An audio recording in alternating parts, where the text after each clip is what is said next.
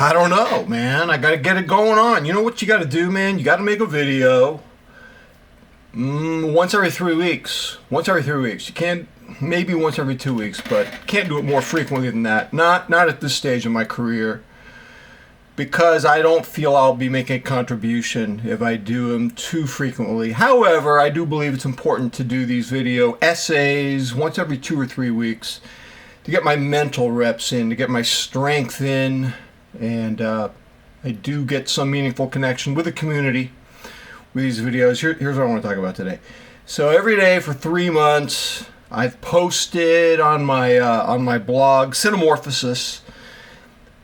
And just like this YouTube video, it's about obsessions. And, you know, for 10 years, this YouTube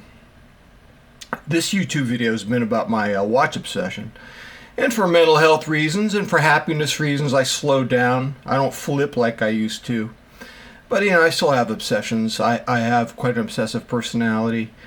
Right now, you know, wrist rotation anxiety, watch potency principle, getting this, getting that, that's all on the back burner. It's like a slow simmering stew. By the way, this is a, because you guys get mad at me, this is a Seiko SPB143, and it's on a vulcanized rubber tropical strap. And I'm not even supposed to make this video right now. I'm supposed to be taking a nap. I had a great workout, but you know what? I don't feel tired. So I'm going to take the nap after the video and, you know, get these videos in while you can. So I got it. And if I were sane, I would just wear this. Great everyday watch. Great strap. Does the job. I'll be 64 in about 3 weeks on the 28th of October. Be 64.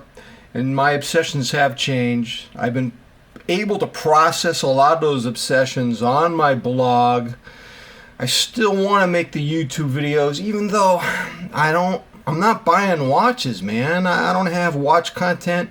Some people get mad at me if I'm not giving them some dopamine-charged watch content video. Some say it's cool. You can deal with the psychology of growing into your 60s and beyond. Am I going beyond? I don't know. No one knows anything. It's all conjecture. It's all speculation.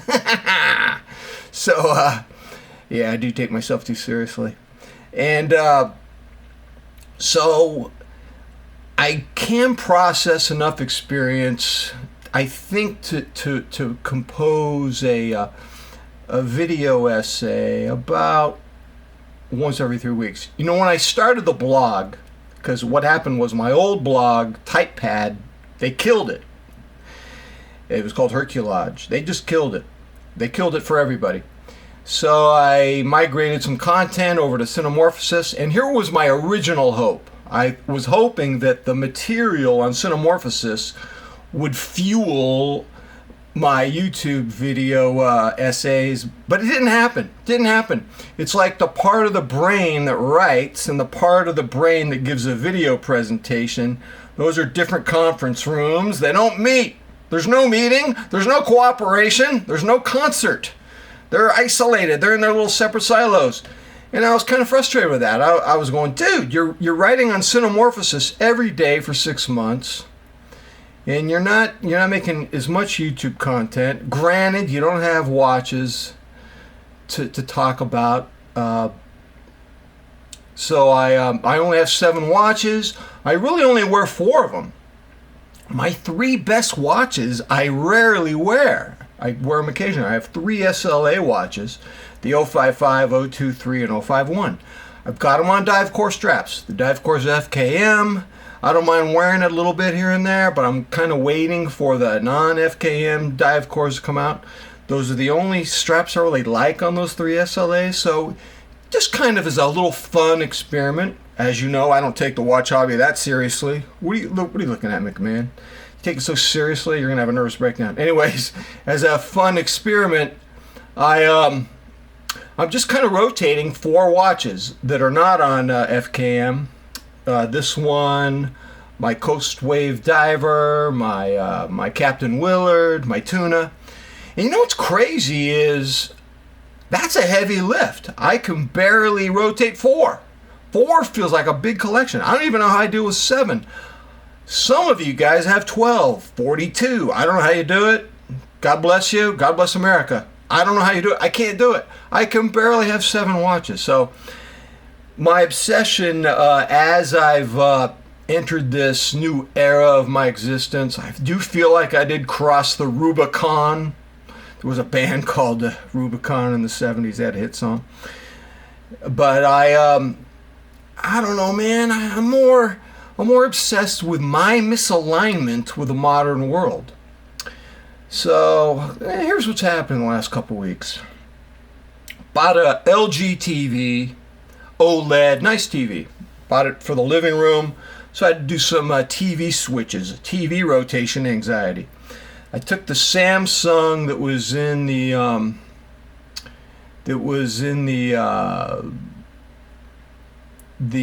had to switch stuff around. That was in the living room, put it in my room, then I put one in my room and in my daughter's room. And because I don't know that much about technology, I manhandled the TVs. They're 55 inches. So in both cases, I was putting the Samsung 55-inch QLED, which is a lower tier than OLED, for those of you who care. I cleaned and jerked, like an Olympic weightlifter. I cleaned and jerked the one of the 55-inch Samsungs, and everything seemed all right. I got it up on the dresser. I was doing this by myself, but when I turned it on, half the panels were black. It was ruined. I ruined it. You don't move these new TVs. You don't jar them around. The internal panels get loose, and you're done. You're done. So I ruined that one.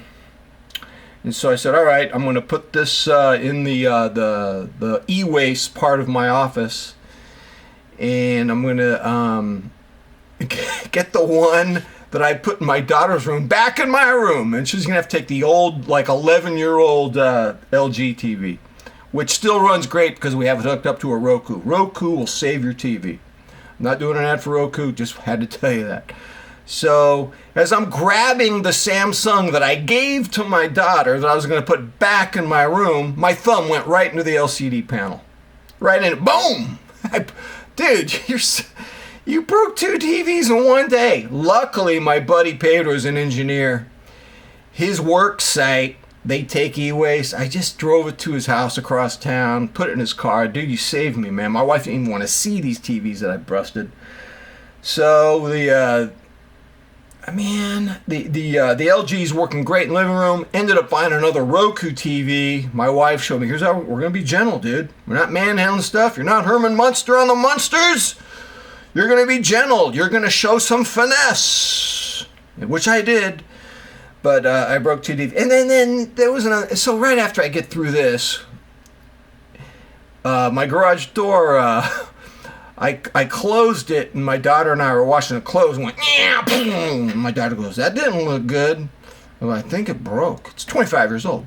So the genie thing broke, and had to call the garage installation. $1,000, $1,100 with tax. Had to get it replaced. Whole thing had to be replaced. And the guy was so skillful. He did the whole thing in less than an hour. I was talking to him, and then I go, "What? Did you say something about I got to sync this up with my phone?" He goes, "Oh yeah, just follow it on the app. Boom, boom, boom, boom, boom. Just follow the app. The steps are real easy to follow, guy." So I couldn't follow him, man. In fact, the images on the app and on the instruction manual didn't even match the image of the gadget that he installed in my garage. So my wife again had to bail me out. She goes, yeah, I'll figure it out. So she ended up taking the white plastic cover off to get to the Bluetooth button, and she synced it. And so now I can open and close it with a Genie button if I want, or I can use my phone app. And it's so funny when I use my phone app and I look at the garage door open or close, I'm like Herman Munster. I'm like a caveman who just discovered fire. I went, whoa! I'm still not over it. And I'm thinking about this house that I live in, man. There's so many things that I can't use, or my daughters have to show me how to put certain apps on my home screen of my Samsung phone. There's so many things that I can't do because of the smart technology that I don't even feel that I live in my home. I feel like I live in a museum of future gadgets. I live in future world. And I'm just trying to find alignment with that. It's the new era I'm in, where watches are on the back burner, and trying to align myself with my current world is on the front burner. I just had a communication with one of my colleagues. She taught French. Anne. She's 80 years old now. She said, yeah, I retired in 2016. She said, I had to go, dude. I remember, the students were so attenuated to entertainment with the phones, the smartphones. In 2016, mind you, that education became this hybrid, edutainment. And I could tell as I was teaching, they were nice kids, but they were just chomping at the bit to get out of the classroom and get on their phones. They're just so addicted to those things. And that's how my students are. My daughters are like that.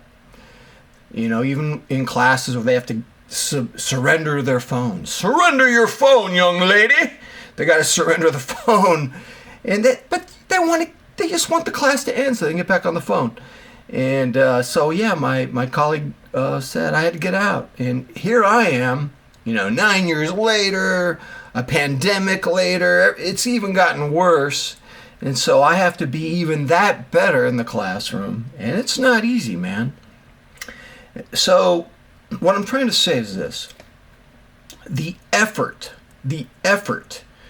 to stay current, with everything that goes on in this world, it requires so much more now than it did in my 30s, 40s. I don't have the elasticity that I had, and so watches are on the back burner.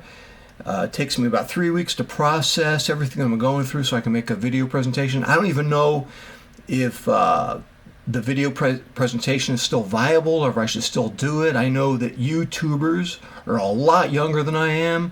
On the other hand, I do feel that the video essay is a viable and a compelling and a meaningful platform for communication. Definitely not going into the podcast world. I'd be lost in the crowd with that. I mean, what are you going to do? You develop 10,000, 11,000 subs through 10 years of watch addiction, and do you just walk away from that? I don't know about that. But I'd like to hear your feedback about these matters. I mean, a lot of you may be my age or maybe even 10 years younger, but you may still be looking at, alignment. Trying to align myself with the world is actually more of a priority than watches.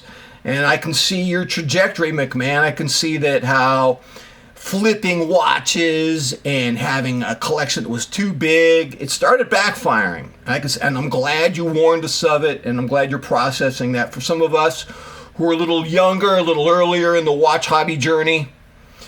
And so, I still, I guess I'll produce these things. To me, my YouTube channel is like a restaurant.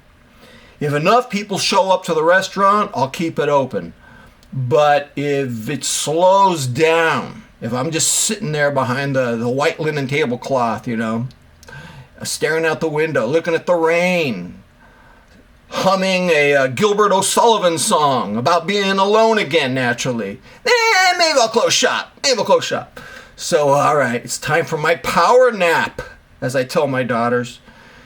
And let me know what you think, man, about keeping the YouTube channel open in the face of a waning watch obsession as it's replaced by this new obsession of alignment, trying to find alignment in this world. That's all I got, man. All right, until next time, I'm out.